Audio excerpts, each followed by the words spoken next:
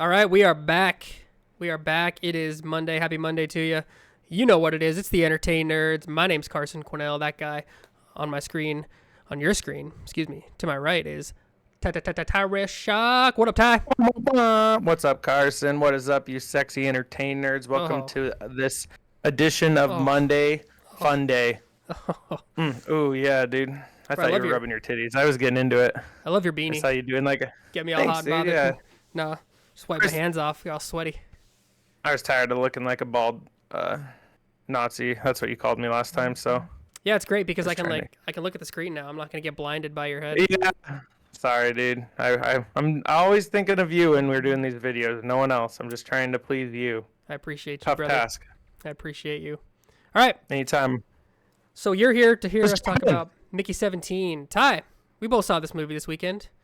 We did, yeah. Yep. What, I what, went and saw it what'd in you think, man? Dickinson, and it Oh, you was did good, go to man. Dickinson. I wasn't sure. We did, yeah. We had to Okay. get those recliner seats, man. That's the way to do it. So, Love it. no, I mean, we enjoyed it, dude. It was a good movie. It's very weird, a very weird movie. Um, there's some comedy in it. I mean, when 17 and 18 are kind of going back and forth in the room, and he goes, "So what did you say to him? You know, after he's throwing up and everything." I thanked him for dinner. Wait, what did you say?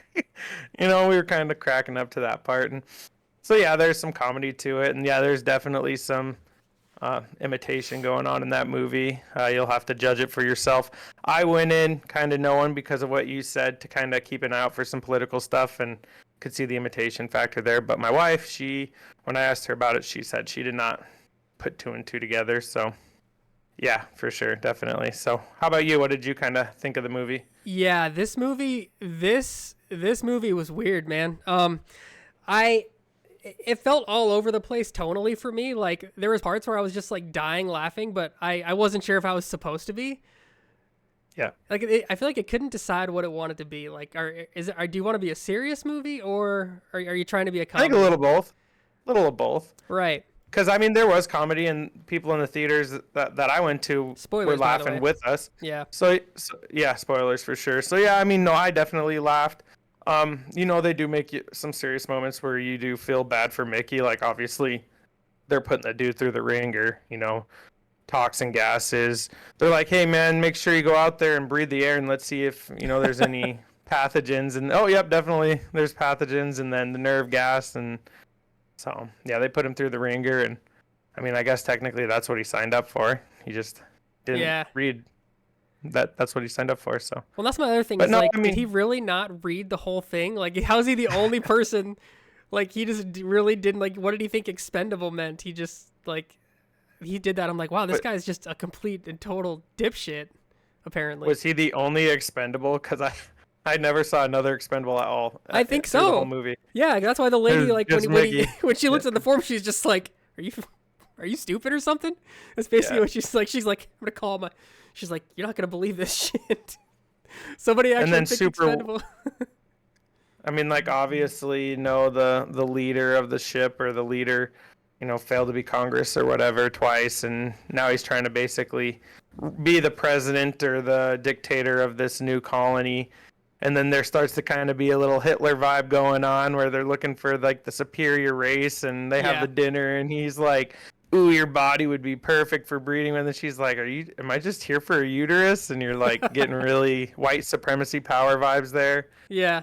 And then his wife is super weird. She's like, "Ooh, I like to make the sauces, cutting up tails and making sauces. Yeah, dude. First to get me 100 tails." You're like, "What the fuck?" So Yeah, it was like a side yeah, quest. a little awkward. Yeah.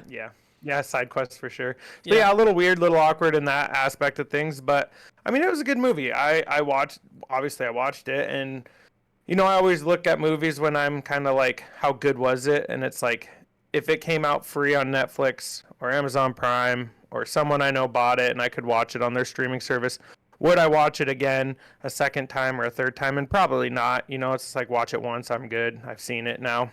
So that's kind of my vibe on it. If we're rating on a 1 to 10 scale, I'm like a 7.3. Nice. Kind of my vibe on it. Interesting. Yeah. Yeah.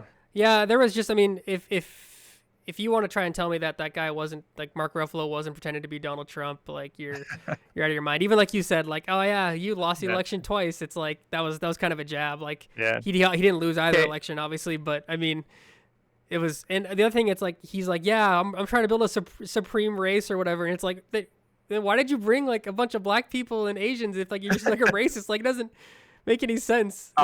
He's just an idiot. Are you saying they're not superior? I'm saying that I think that's what he was trying to entail. That's what he was trying to imply. Yeah.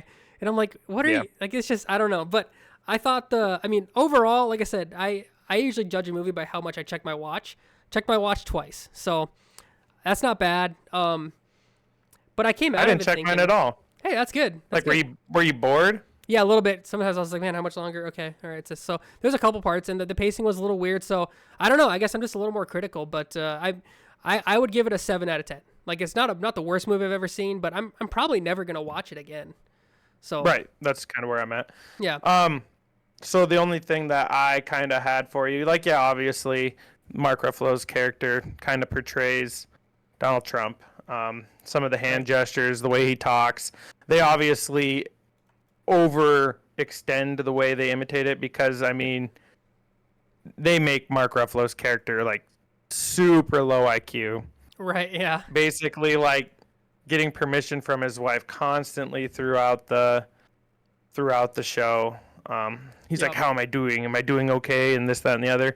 One thing I did think of at the end, so right before Mickey presses the button, blowing up the machine and everything, he has that dream where Mark Ruffalo's character is being reprinted. And it made me feel like kind of Donald Trump when he served his term as president. Oh. And then he was no longer president. And now he's being reelected to be president again. And he's like, oh, please, no. That's like the vibe I got.